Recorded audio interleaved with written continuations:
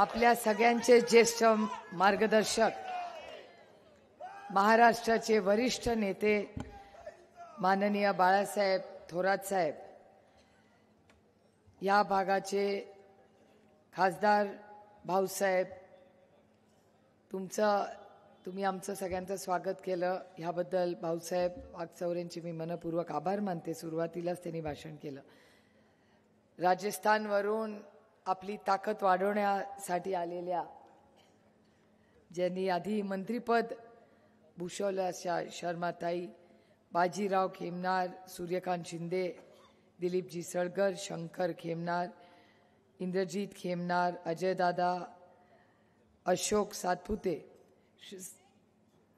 मनोज कवडे, सौरभ देशमुख, संकेत एखंडे, आकाश, व्यासपीठावरील सर्वच मान्यवर उपस्थित बंधू आणि भगिनींनो, आज खरं तर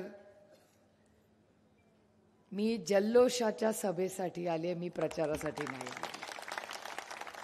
कारण बाळासाहेब त्यांचं नेतृत्व हे उभ्या महाराष्ट्राने पाहिलेलं आहे आणि तुमच्या मनात जे स्वप्न आहे ते पूर्ण व्हावं अशी माझी इच्छा आहे. कारण महाराष्ट्राला एक सुसंस्कृत नेतृत्वाची खरंच गरज आहे. मी आत्ता जयाचं भाषण ऐकत होते.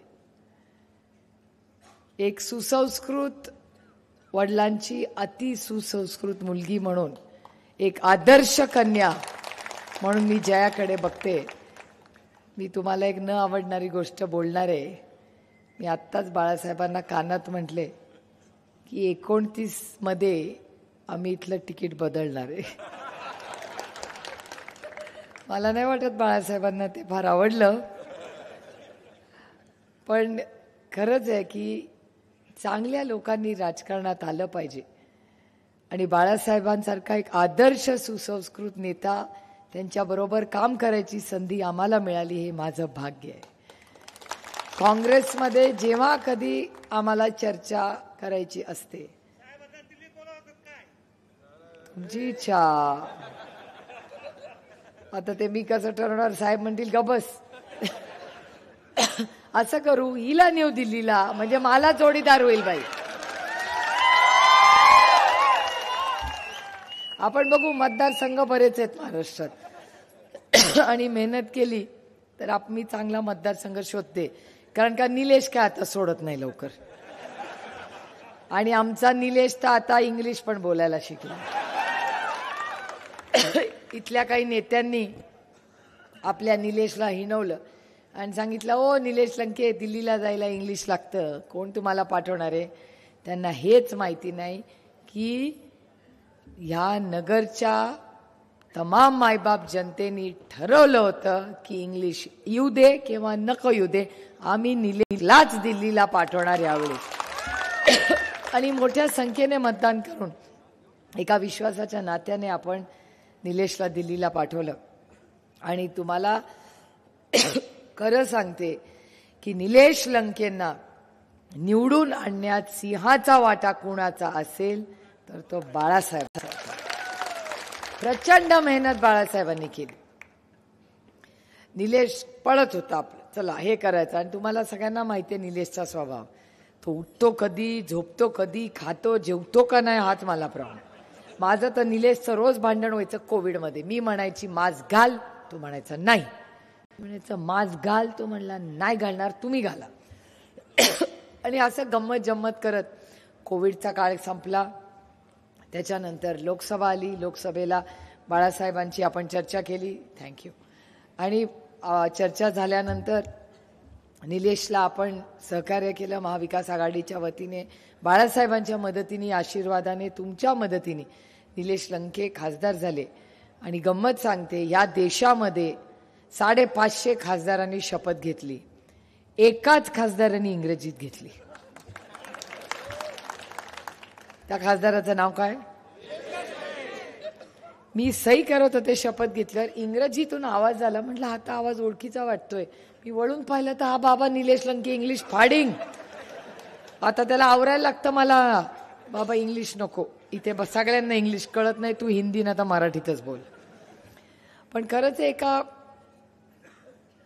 आपल्या शून्यातून विश्व उभं करणाऱ्या अशा माणसाला आपण निवडून दिलं आणि त्याच्या मागे ताकद होती ती बाळासाहेबांची होती.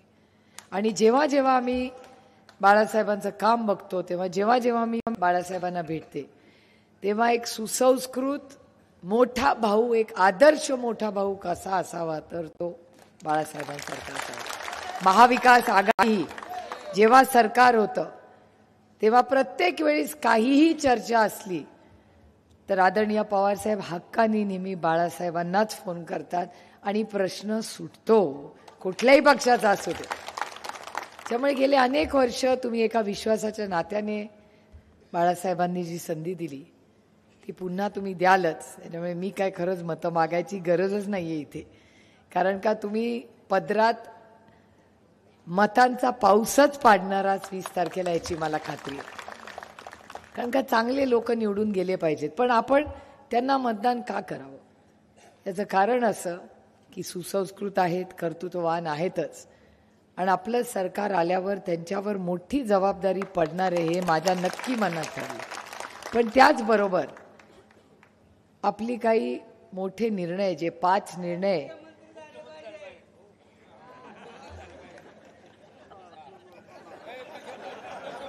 तुम्ही काय म्हणता इथे आमच्याकडे आम्ही म्हणतो रामकृष्ण हरी म्हणजे पांडुरंगासाठी, इथे आपले त्याला जय साई म्हणतात ना, ओम साई, ओम साई. तुम्ही आता तिकडे जाऊन ते साकडं घालता ना, ओ माझी तर इच्छा आहेच, मी तर नेहमी सांगते, मी तर टीव्हीवर पण बोलले. त्याच्यामुळे मी ओम साई म्हणतात तसं आम्ही रामकृष्ण हरी म्हणतो, कारण का आम्हाला पंढरपूर जवळ पडतं. पण दरवर्षी वर्षातून एकदा मी आणि माझी आई ही शिर्डीला आशीर्वाद घ्यायला येतोच येतो आणि खूप चांगलं. आणि काल मी बघितलं प्रियांका गांधी आणि जयाताई आणि काल सगळे, मला वाटतं थोरात साहेब आपणच घेऊन गेला होता त्यांना, आणि एक अतिशय पवित्र स्थान ते तिथे आहे. मी नक्की तुमच्या सगळ्यांच्या मनातलं जे होईल ते ओम साईंना विनंती करीन, माझ्या पांडुरंगालाही सांगेन की आमच्या मनातले स्वप्न पूर्ण कर बाबा.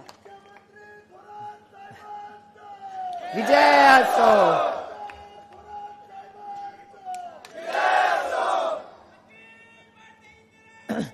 त्याच्यासाठी इथे पण मतदान करायचं, नुसती घोषणा द्यायची नाही, आणि सासरी पण फोन करून सांगायचं की तिकडे मत द्या काँग्रेसला, राष्ट्रवादीला आणि शिवसेनेला.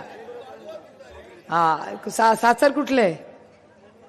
हा कोपरगाव, तुतारी. ठरलं. बाळासाहेब 2 राष्ट्रवादीला आणि शिवसेनेला. हा सासर कुठले? हा कोपरगाव, तुतारी. ठरलं. बाळासाहेब 2 आमदार ठरले, तुमचं ठरलं कोपरगाव ठरलं. आता आपल्या किती आता शिर्डीला पण घोगरेताई येणार, मी पोस्टर बघतच आले. चला, म्हणजे थोडक्यात महाविकास आघाडीचं सरकार हे आपलं ठरलं. आता किती येणार काय मनात आहे का नंबर? 65. जर 165 आले तर मी तुमचा नंबर घेऊन ठेवणार आहे. तुम्हाला शपथविधीला यावं लागेल माझा गेस्ट म्हणून. खरंच आहे, आपल्या सरकार आणणं फक्त कुणा आपल्या लाडक्यांना किंवा आपल्या नेत्यांना मुख्यमंत्री करा एवढ्यासाठी नाही हो. आपण फक्त एक मिनिट थांबा, काहीतरी बिना चष्म्याने काही दिसत नाही, प्रयत्न केला. ओके, एकच गोष्ट आहे की आपल्याला परिवर्तन का करायचंय, तर परिवर्तन करायचं कारण असं की आज शेतकरी अडचणीत आलेला आहे. शेतकरी अडचणीत आहे, आमच्या महिलांचे प्रश्न सोडवायचे. त्यामुळे मी तुम्हाला शब्द देते की आज महाराष्ट्रातल्या प्रत्येक जो दुधाचा व्यवसाय करतो त्या शेतकऱ्याला त्याचा मोलाला भाव हा दिल्याशिवाय आमचं सरकार स्वस्त बसणार नाही. आज किती 24-25 रुपये आहे, किती देतात तुमच्याकडे? 25, आणि आम्ही मुंबईला घेतो 70 रुपयाला विकत. त्याच्यामुळे आपल्याला तुम्हाला भाव, दुधाला भाव, कपासाला भाव, सोयाबीनला भाव, कांद्याला भाव, आणि बाळासाहेब, माझी एक विनंती आहे तुम्हाला की अडचणीत आलेल्या प्रत्येक शेतकऱ्याची सरसकट कर्जमाफी तुमच्या सरकारने करावी अशी आपल्याला मी विनंती करते. महिलांना तर 3,000 रुपये मिळणारच आहेत. त्याच्यामुळे तुम्ही लाडकी बहीण आहात. मला आधी गैरसमज होता की या राज्यातली सगळ्यात लाडकी बहीण मी आहे, पण लोकसभेनंतर, लोकसभेच्या आधी नव्हते, नंतर झाले. तुम्ही लाडक्या बहिणी झाल्या. पण आज बाळासाहेब थोरातांनी आणि काँग्रेस, राष्ट्रवादी काँग्रेस पक्षांनी निर्णय घेतलेला आहे की लाडकी बहीण तर तुम्ही राहालच, पण महालक्ष्मी म्हणून तुमचा मान सन्मान होईल आणि 3,000 रुपये तुमच्या अकाउंटला दर महिन्याला येतील. आज बाळासाहेबांचंही मार्गदर्शन आवडल्याचं सविस्तर ते बोलतीलच. पुन्हा जेव्हा गुलाल खेळायला येईन तेव्हा सविस्तर भाषण करीन. पण एवढी विनंती करते की 2 नंबरचं आपलं बटन आहे, 2 नंबरचं आपलं बटन आहे, आपला पंजा आहे. आपल्याला काय हवंय मला भाषणात कळलं, पाणी हवंय, आणखीन मोठे रस्ते आपल्याला हवे, आपल्याला भाव हवा आहे आपल्या मनासाठी, दूध याच्यासाठी आपल्याला पैसे हवेत, न्याय आपल्याला हवाय.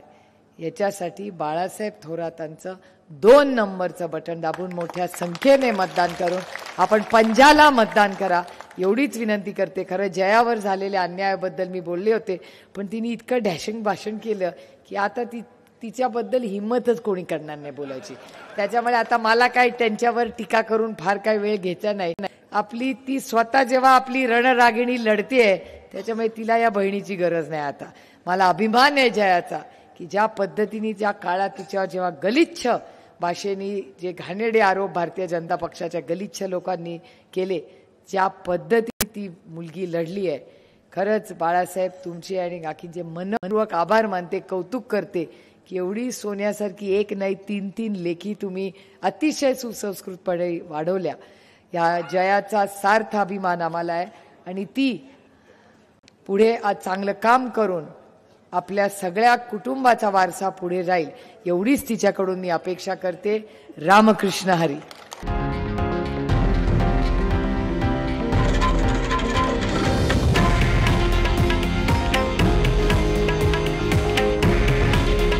हे आहे देशातील नंबर 1 न्यूज नेटवर्क आणि आपण पाहत आहात TV9 मराठी. काळजी तुमची, हित महाराष्ट्राचं.